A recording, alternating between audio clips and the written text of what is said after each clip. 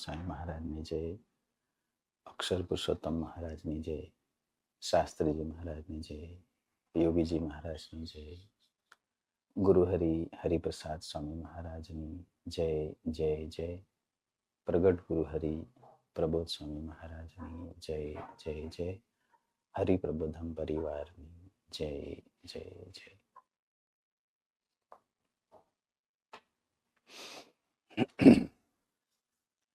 ચાલો સત્પુરુષનું સેવન કરીએ.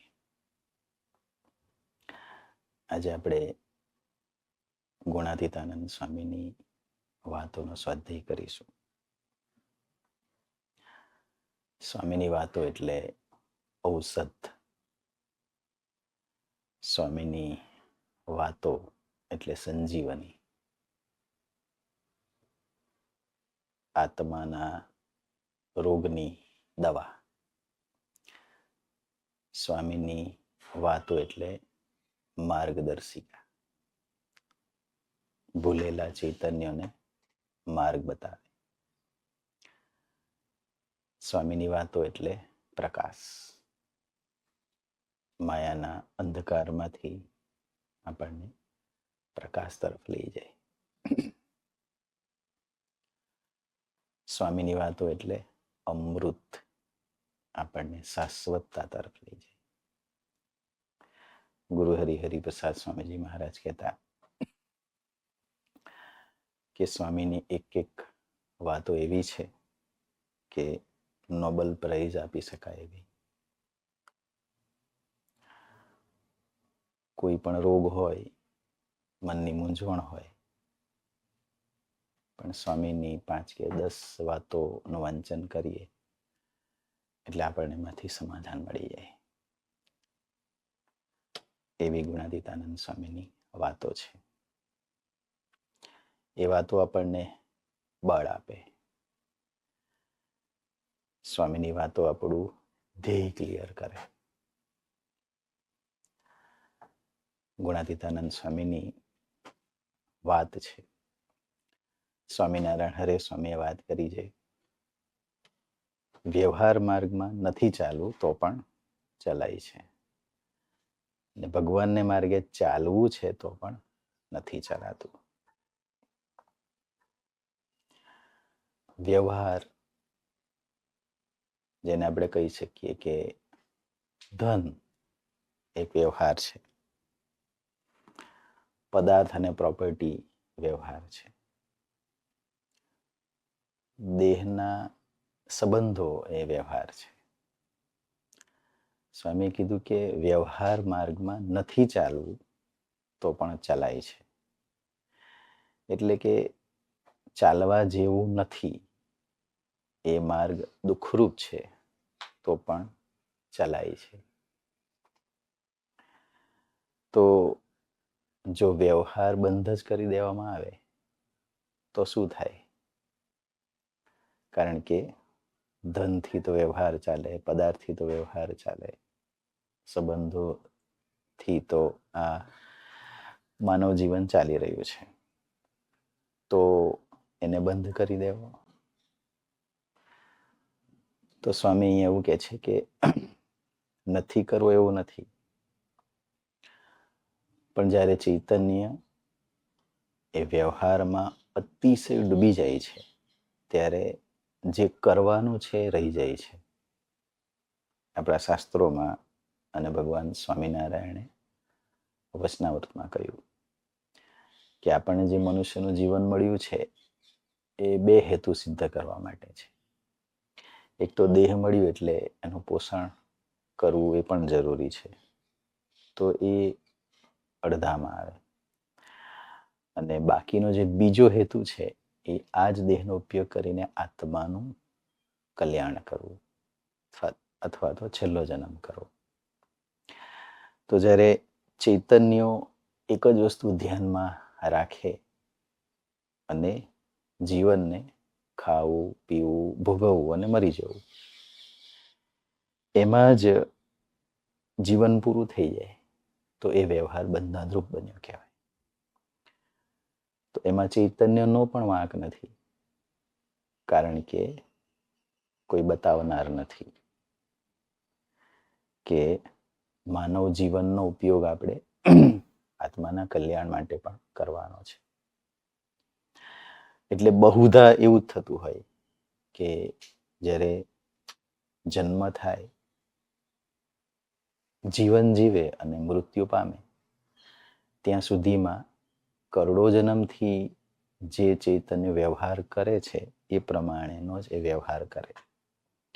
જ્યારે કોઈ બતાવનાર મળે કે આ વ્યવહાર તો બંધનરૂપ છે, આ વ્યવહાર છેલ્લો જન્મ કરાવનાર નથી, ત્યારે એ ચૈતન્યને મોક્ષનો અંકુર ફૂટે. ત્યારે બુદ્ધિમાં પ્રકાશ થાય કે ભગવાનના માર્ગે ચાલવું છે. પણ એ સત્પુરુષ મળે તો ખબર પડે, સત્સંગ વાતાવરણ મળે તો ખબર પડે. બાકી તો સ્વામી કીધું એમ નથી ચાલવું તો પણ ચલાયા જ કરે. અને એક જન્મ માટે નહીં, અનંત જન્મો સુધી ચૈતન્ય એ વ્યવહારના માર્ગે ચાલ્યા જ કરે, ચાલ્યા જ કરે, ચાલ્યા જ કરે. અનંત જન્મો પછી જ્યારે એને સત્પુરુષના સંકલ્પે, સત્પુરુષનો યોગ થાય, સત્પુરુષની વાણી, સત્પુરુષનું જીવન જ્યારે જુએ, ત્યારે એને ખબર પડે કે ચાલવાનું તો ભગવાનના માર્ગે છે. અને પછી એ ચાલે. ચાલતા ચાલતા ચાલતા પણ જાગ્રતતા રાખવાની છે. વ્યવહાર માર્ગમાં નથી ચાલવું તો પણ ચલાય છે. ભગવાનના માર્ગે ચાલવું છે તો પણ નથી ચલાતું. ક્યારેક જીવને, ચૈતન્યને ખબર પણ પડે કે મારે ભગવાનના માર્ગે ચાલવું છે, મારે ભક્તિ કરવી છે, છતાં પણ એ લાચારીવશ, જવાબદારીવશ, લોક પ્રધાનતાને કારણે નથી ચાલી શકતો. બીજી બાજુ એવા ઉત્તમ દ્રષ્ટાંતો પણ છે. આપણી સંસ્કૃતિમાં, આપણા આધ્યાત્મિક ઇતિહાસમાં એવા રાજાઓ પણ થઈ ગયા કે જેમની પાસે આખા રાજ્યનો વ્યવહાર હતો, છતાં પણ એમણે ભક્તિને વિશેષ સમય આપ્યો, ધ્યાનને વિશેષ સમય આપ્યો, સત્સંગને વિશેષ સમય આપ્યો. તો એવા પણ વ્યવહારમાં ડૂબેલા ચૈતન્યો હતા. એમને ખ્યાલ આવી ગયો હતો કે ભગવાનના માર્ગે ચાલવા જેવું છે. ગુણાતીતાનંદ સ્વામી એમને એક વાતમાં કુશળ કુંવરબાનું ઉદાહરણ આપ્યું છે. સ્વામિનારાયણ હરે ધરમપુરવાળા કુશળ કુંવરબાઈ 8 દિવસે રાજમાં આવતા તો પણ વ્યવહાર ચાલ્યો જતો. તો એમની પાસે પણ બહુ મોટું રાજ્ય, કારભાર, વ્યવહાર હતો, છતાં પણ એ મોટા ભાગનો સમય ભક્તિમાં વ્યતીત કરતા. એમ કરતા કરતા ભગવાન સ્વામિનારાયણ વિશે સાંભળ્યું. ભગવાન સ્વામિનારાયણને પોતાના રાજ્યમાં તેડાવ્યા અને ભગવાન સ્વામિનારાયણની મૂર્તિમાં એ કક્ષાએ ખોવાઈ ગયા કે એમણે પોતાનું રાજ્ય પણ ભગવાનના ચરણે ધરવાની પ્રાર્થના કરી. અને ભગવાન સ્વામિનારાયણ જ્યારે ધરમપુરથી વિદાય લે છે અને ગઢડા પહોંચે છે, ત્યાં સુધીમાં એમનો દેહ પડી જાય છે. તો એવા પણ ચૈતન્યો થઈ ગયા. અને એવા ચૈતન્યો છે કે જેમણે વ્યવહારને ગૌણ કરી અને આત્માના માર્ગને વિશેષ પ્રાધાન્ય આપ્યું. તો ગુણાતીતાનંદ સ્વામી અહીંયા સર્વસામાન્ય વાત કરે છે કે બધા જીવોથી એવું થઈ ના શકે. જેને એવા પૂર્વના સંસ્કાર હોય, જાગૃત ચૈતન્ય હોય, એ માર્ગે ચાલેલા હોય, વિચારને પામ્યા હોય, એવા ચૈતન્યો આટલા બધા વ્યવહારમાં ડૂબેલા હોવા છતાં પણ સહજતાથી ભગવાનની ભક્તિ કરી શકે, ભગવાન અને સંતને પ્રધાનપણું આપી શકે. તો ભગવાનના માર્ગે ચાલવું છે તો પણ નથી ચલાતું. ગુણાતીતાનંદ સ્વામીની એક વાત છે કે એક પટેલ ઘોડી પર બેસીને ભગવાન સ્વામિનારાયણના દર્શન કરવા માટે આવે છે. તો ઘોડી એને ગામ ભણી તાણે છે અને ભગતે ભગવાન તરફ આવવું હોય છે. ભગવાન તો સભા કરીને બેઠા હોય છે અને આ જુએ છે કે ઘોડી ભગતને ગામ તરફ તાણવાનો પ્રયત્ન કરે છે. ભગતે અમારા તરફ આવવું છે. પછી મહારાજ 2-3 ભક્તોને મોકલે છે અને ઘોડીને પકડીને પછી એ ભગતને મહારાજ પાસે લઈ આવે છે. તો આ એક વાસ્તવિક દ્રષ્ટાંત છે. એની પાછળ આધ્યાત્મિક રહસ્ય પણ છુપાયેલું છે કે ઘોડીરૂપી આપણા જે ઇન્દ્રિયો અંતઃકરણ છે એ ગામરૂપી માયા તરફ આપણને તાણી જાય છે. પણ ચૈતન્યમાં કંઈક એવી જાગૃતતા હોય જેને ભગવાન તરફ જવાની ઝંખના કરતું હોય. અને ભગવાન જ્યારે આ સુરુચિ જુએ ત્યારે એ ચૈતન્યને પોતાના તરફ ખેંચવા માટે, લાવવા માટે પ્રયત્ન કરે. અને એ પ્રયત્ન એમના ભક્તો દ્વારા, એકાંતિક ભક્તો ભગવદી દ્વારા કરતા હોય. અને ત્યારે એ જીવ ભગવાન સુધી પહોંચી શકે છે. તો બહુધા ચૈતન્યો જ્યારે ભગવાનના માર્ગે ચાલે ત્યારે આવું થતું હોય કે એમણે ચાલવું તો હોય પણ ચાલી ન શકે. ખબર છે કે ભજન કરવું છે, ખબર છે કે સેવા કરવી છે, ખબર છે કે સ્વાધ્યાય કરવો છે, છતાં પણ ઘોડીરૂપી જે ઇન્દ્રિયો, અંતઃકરણ અથવા કરોડજન્મના સંસ્કાર એને માયા તરફ દોરી જાય છે, ખેંચી જાય છે. એવા સમયે 2 સારા સાધુ કે 3-4 એવા હરિભક્તો સાથે મૈત્રી હોય અથવા ભગવાન કે સંતની કૃપા દ્રષ્ટિ હોય તો આપણને ભગવાન તરફ ચાલવાનું વિશેષ બળ મળે છે. તો ભગવાનના માર્ગે ચાલવું છે તો પણ નથી ચલાતું. આપણે ચાલી શકીએ છીએ એ ભગવાન અને સંતની આપણા પર બહુ મોટી કૃપા છે કે માયાનો પ્રભાવ ચાલતો નથી અથવા નડતો નથી અને આપણે સહજતાથી ભજન, સ્મરણ, સ્વાધ્યાય, વાંચન, સેવા, ગુણગાન કરી શકીએ છીએ. એ એમની બહુ મોટી આપણા પર વિશેષ કૃપા છે. વિચાર વિનાનું તો કાંઈનું કાંઈ થઈ જાય. ગુણાતીતાનંદ સ્વામી અહીંયા એક મર્મની વાત કરે છે અને આપણને શીખવાડે છે. ગુણાતીત પુરુષો આપણને શું શીખવાડે તો અનંત વસ્તુ શીખવાડે. એમાંની એક વાત કે આપણને વિચાર કરતા શીખવાડે. એ આપણને વિચારમાં નાખી દે. અને જ્યાં સુધી વિચારને ન પામીએ ત્યાં સુધી દ્રઢતાથી માર્ગે ચાલી ન શકાય. હમણાંની વાત કરીએ, પ્રગટ પુરુષની વાત કરીએ તો આપણને કેવા વિચારતા કરી મૂક્યા. ત્રિવેણી મહોત્સવ ઉજવાયો તો આમ લૌકિક રીતે જોવા જઈએ આટલો મોટો મહોત્સવ હોય એટલી જ મોટી વ્યવસ્થા પણ કરવાની હોય અને વ્યવસ્થા કરવા માટે એટલા દિવસો પણ જોઈએ, સાધન સામગ્રી પણ જોઈએ. પણ ગુરુ હરિએ આપણને વિચારતા કરી મૂક્યા. શું? તો કે જે તૈયારી માટે આપણને 1 મહિનો જોઈએ એમણે આપણને ખાલી 5 કે 6 દિવસ આપ્યા. છેલ્લે સુધી 30 તારીખ, 1લી તારીખ સુધી વરસાદી વાતાવરણ. તો આપણા મતે અશક્ય, જીવને, ચૈતન્યને આ વસ્તુ અશક્ય લાગે. પણ એમણે આપણને વિચારતા કરી મૂક્યા. શું? તો કે ભગવાન અને સંતનો સંકલ્પ એ જીવ કે ચૈતન્યના સંકલ્પથી અનંત ગણો મોટો હોય છે. એમની શક્તિ સામર્થ્ય અનલિમિટેડ છે, જ્યારે આપણી બહુ જ મર્યાદિત છે. એ આપણને ખ્યાલ અપાવે, એ આપણને વિચારતા કરી મૂકે.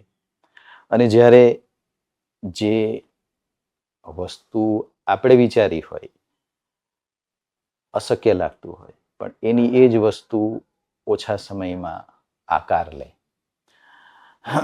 અને એટલો જ આનંદ આપે, ત્યારે આપણને વિચારતા કરી મૂકે કે ભગવાન અને સંતનો સંકલ્પ હોય તો આ બધું જ પોસિબલ છે.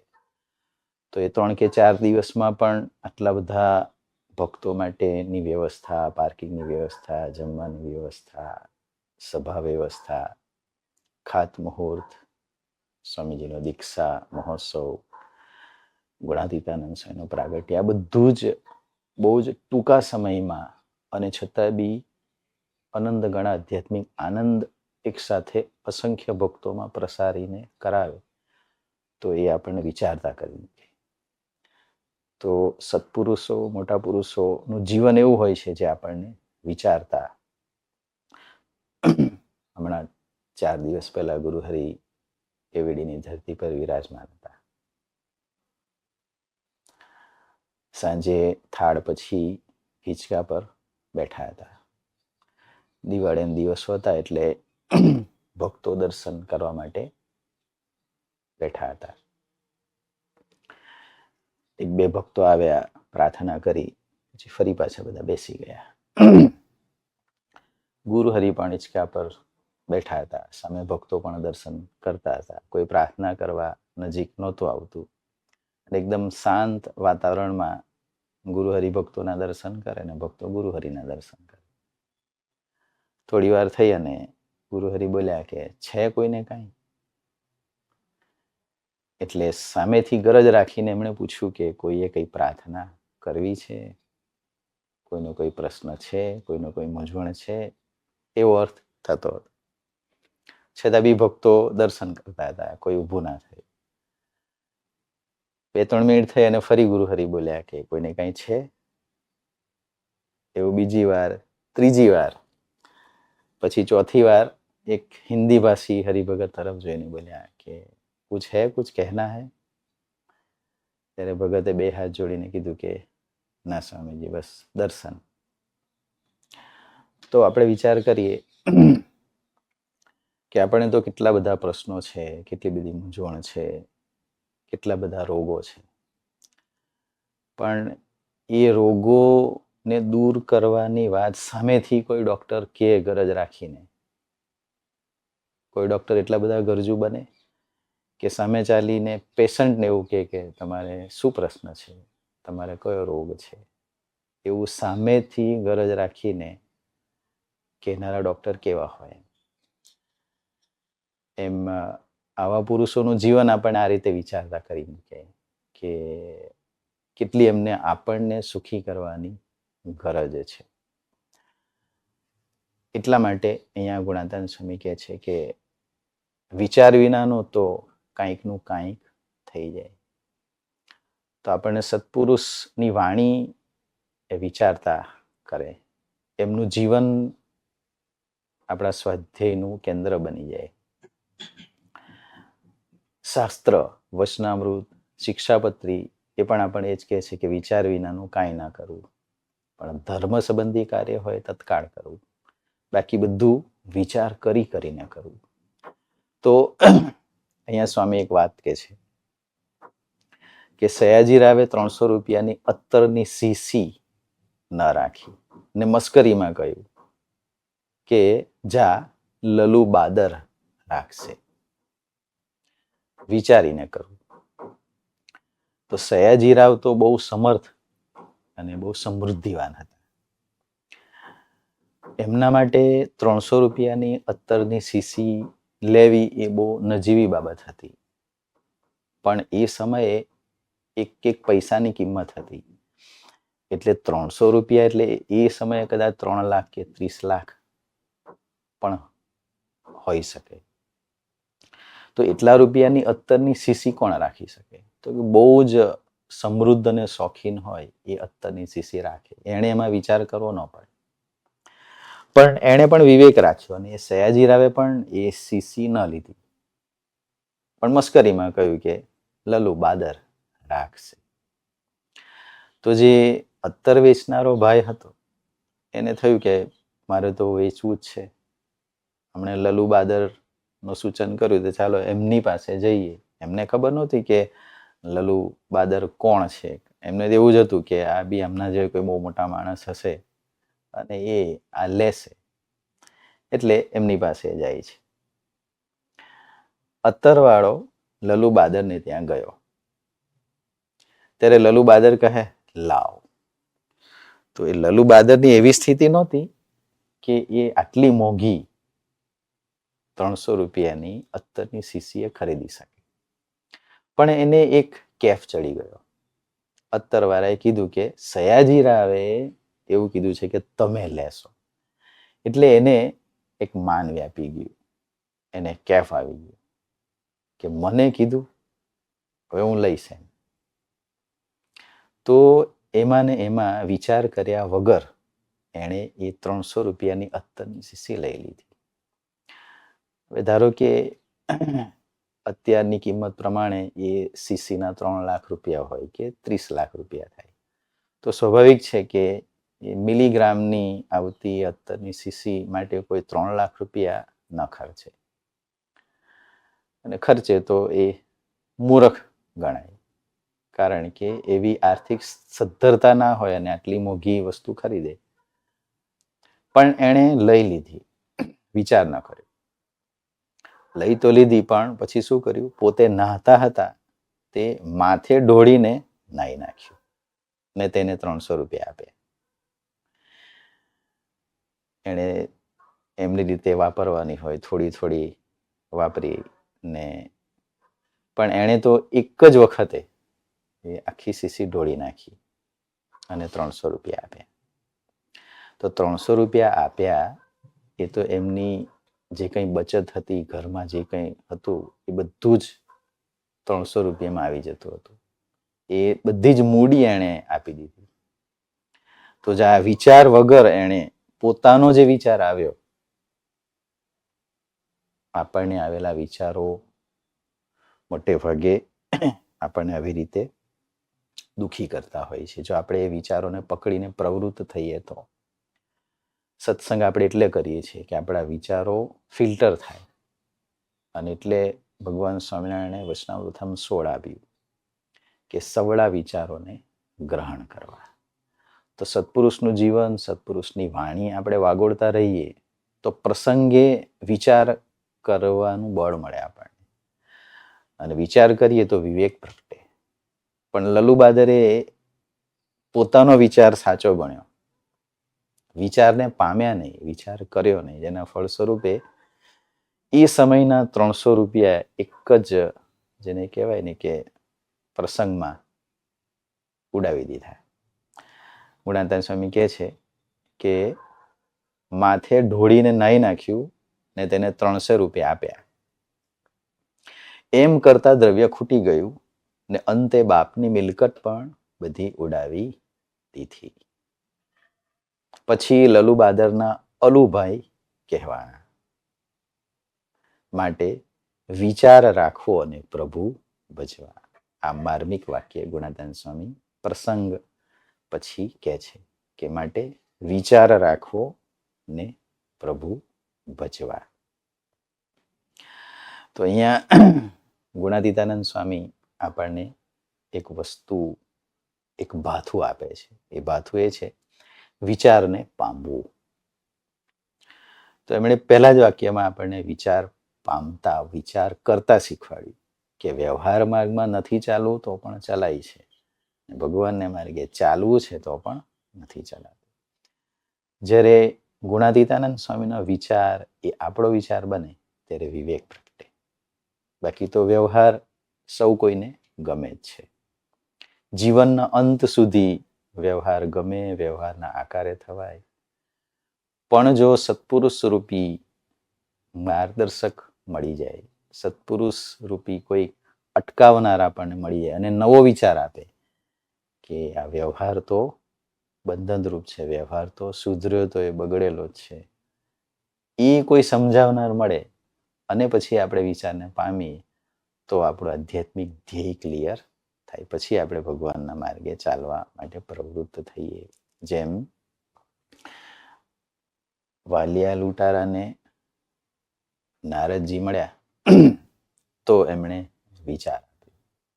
બાકી એના મનમાં તો એવું જ હતું કે હું ચોરી કરું છું, લૂંટફાટ કરું છું, એ બધું બરાબર છે, એમાં કંઈ પાપ નથી. તો એ એનો વિચાર હતો.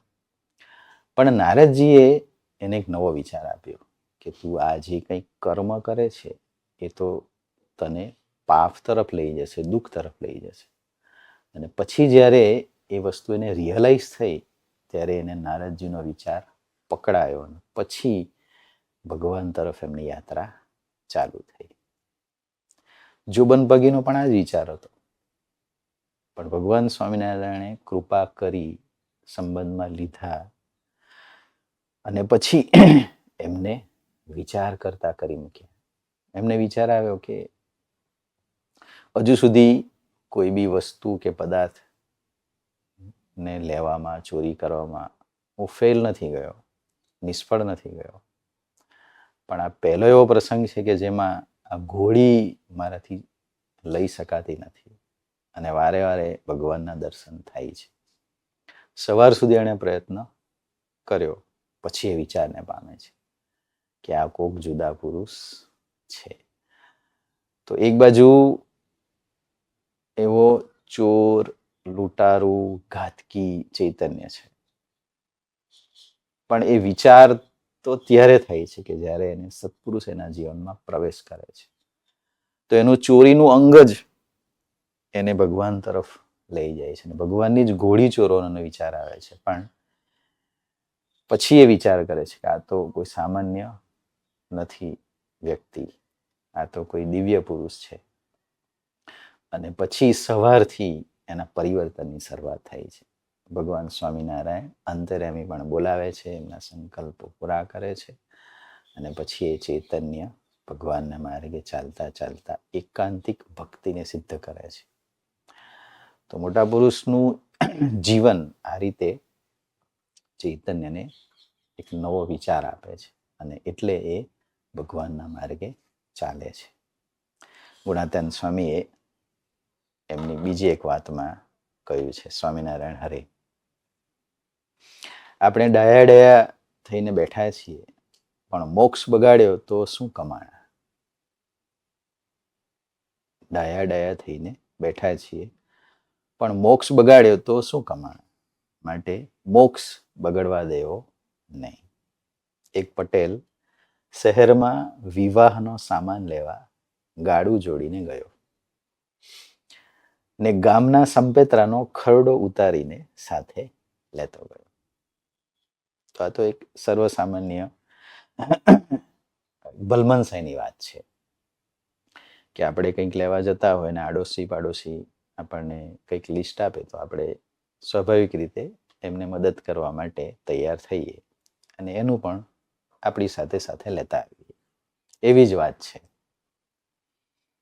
તો ગામના સંપેતરાનો ખરડો ઉતારીને સાથે લેતો ગયો. ખરડા પ્રમાણે સામાન લીધો, ત્યાં ગાડું ભરાઈ ગયું.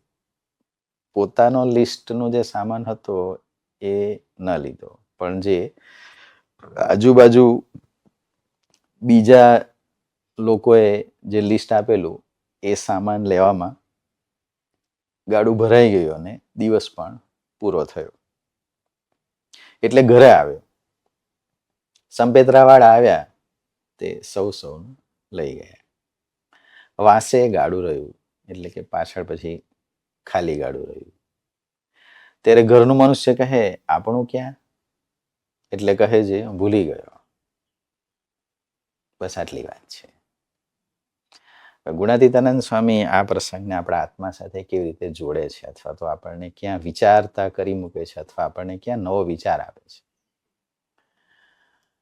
ઘરના માણસ તો એટલું કહીને અટકી જાય અથવા તો ઠપકો આપે કે તમને એટલું પણ ખ્યાલ નથી કે આપણું તમે ભૂલી ગયા. લેવા તો આપણું ગયા હતા, ભલે તમે બીજાનું લાવ્યા પણ આપણું થોડું ભૂલાય. આવી રીતે ઠપકો આપે અને ત્યાં પ્રસંગ પૂરો થઈ જાય. કદાચ એ વ્યક્તિ બીજી વખતે ધ્યાન રાખે કે આપણે હવેથી આપણું પહેલાં લાવીશું. પણ ગુણાતીતાનંદ સ્વામી આપણને થોડુંક હજી આગળ લઈ જાય છે, સૂક્ષ્મ દ્રષ્ટિ આપે છે. ગુણાતીતાનંદ સ્વામી કહે છે, એમ દેહ, લોક, ભોગ ને કુટુંબનું કરવું એ સંપેતરામાં પોતાના મોક્ષનું કરવું રહી ગયું. આપણને નેક્સ્ટ લેવલ પર લઈ જાય છે. એક લેવલ એવું છે કે કોઈને મદદ ના કરે, બીજું લેવલ એવું છે જગતની સત્યતા પ્રમાણે કે આપણું કરતા હોય તો બીજા કોઈ મંગાવે તો આપણે એને મદદ કરવી જોઈએ. ત્યાં આ જગતનું લેવલ પૂરું થાય. કદાચ એથી આગળનું લેવલ કે આપણું રહી ના જવું જોઈએ, આપણે આપણું કરી લેવાનું, એથી આગળનો લેવલ. પણ ગુણાતીતાનંદ સ્વામી એથી આપણને આગળના લેવલે લઈ જાય છે. ગુણાતાન સ્વામી કહે છે કે દેહ લોક ભોગ ને કુટુંબનું કરવું એ સંપેત્રામાં પોતાના મોક્ષનું કરવું રહી ગયું. તો આ બધું જ કરવામાં આપણા જે કંઈ વ્યવહાર આપણે કરીએ, ભલે ને આપણે પોતા માટે કરતા હોઈએ, પણ છતાં વિચાર કરવાનો છે કે આ બધું કરવામાં જીવન પૂરું ના થઈ જાય અને આત્માનું કરવાનું રહી ના જાય. એ ગુણાતાન સ્વામી આપણને દ્રષ્ટિ આપે છે કે દેહનું કરવામાં, લોકનું કરવામાં, ભોગ ભોગવવામાં અને કુટુંબનું કરવું એ સંપેત્રામાં, આ બી એક આપણા માટે સંપેત્રા જ છે. જે સવારથી સાંજ સુધી આપણે લિસ્ટ કર્યું હોય, રાત પૂરી થાય ત્યાં સુધીમાં આપણે લિસ્ટ પ્રમાણેનું જે કંઈ દેહનું ભોગવવાનું, લોકનું, સંબંધીઓનું કરવાનું બધું આપણે પૂરું કરી દઈએ. એટલે આપણે એવું માનીએ કે હાસ ચાલો આપણે જે લિસ્ટ બનાવેલી એ પ્રમાણે વસ્તુ આવી ગઈ અને આપણું કાર્ય પૂરું થઈ ગયું. ગુણાતાન સ્વામી કહે પણ મોક્ષનું શું? ભજન ક્યાં કર્યું? સ્વાધ્યાય ક્યાં કર્યું? ડૂબીને પ્રગટ પુરુષનો વિચાર કેટલો કર્યો? જો એ ન કર્યો તો પછી એ પણ આ સંપેત્રામાં આપણું મોક્ષનું ભૂલી ગયા જેવું છે. એમ દેહ, લોક, ભોગ ને કુટુંબનું કરવું એ સંપેત્રામાં પોતાના મોક્ષનું કરવું રહી ગયું. મોક્ષને અર્થે તો મોટે મોટે સમૃદ્ધિનો ત્યાગ કરેલો છે. મોટા મોટા રાજાઓએ મોક્ષને અર્થે સમૃદ્ધિનો ત્યાગ કરેલો છે. રાજ્યનો, સમૃદ્ધિનો, સત્તાનો આ બધો ત્યાગ કરી વનમાં જઈ અને તપ, ધ્યાનના માર્ગે, ભક્તિના માર્ગે મોટા મોટા આવા રાજાઓ પણ ચાલ્યા છે. માટે મોક્ષ વિના તો ડાપણ કેવું છે? તો જેમ એકડા વિનાના મીંડા અને વર વિનાની જાન. માટે 1 મહિનો સમાગમ તો જરૂર કરવો ને શિક્ષાપત્રી પ્રમાણે વર્તવું. તો ગુણાતીતાનંદ સ્વામી, શાસ્ત્રી મહારાજ, યોગીજી મહારાજ, ગુરુ હરિપ્રસાદ સ્વામીજી, પ્રગટ ગુરુ હરિપ્રભુ સ્વામીજી આપણને નિરંતર બસ આ જ વસ્તુ શીખવાડે છે. આપણને પોતાની નજીક બોલાવીને, પોતે ગરજ રાખીને આ જ આપણને શીખવાડે છે કે રોજ ભગવાન તરફ એક ડગલું આગળ ચાલીએ.